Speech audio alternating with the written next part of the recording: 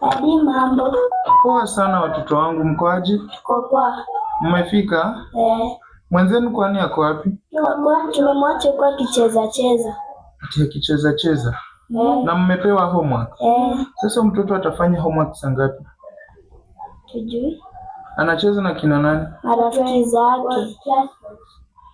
Huyu leo nitakanyaga, alafu kitafika hapa. Enda mkule hiyo chakula yote, asiniitishe chochote, sawa? Toeni uniform mkule, alafu mfanye homework. Mkuje muende dance classes, sawa? Saa hizi. Excuse? Shamim? Yes. Alikuwa mbali?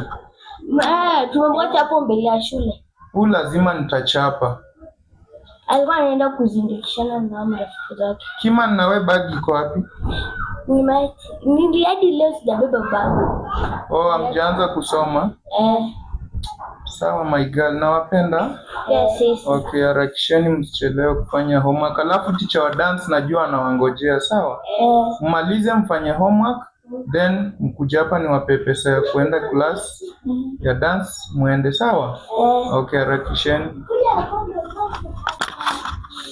Wewe. Unaenda wapi? Nyanya. Umetoka wapi sahi? Shule. Wenzako walitoka saa ngapi shule? 5. Na sahi saa ngapi? Umekuwa unafanya nini hiyo 1 hour? Unacheza? Unajua kama homework na unanichekea? Unajua kama homework inakungojea? Unajua vyombo zinakungojea? Unajua dance classes zinakungojea?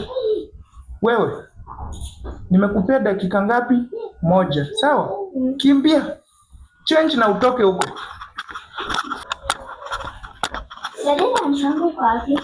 Ati lunch yako?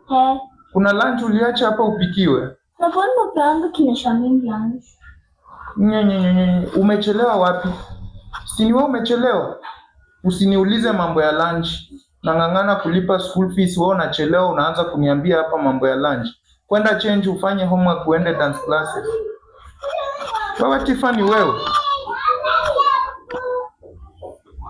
unafanya nini hapo bado? Potea hapo penye na kuona. Wewe. Ana mtoto huyu.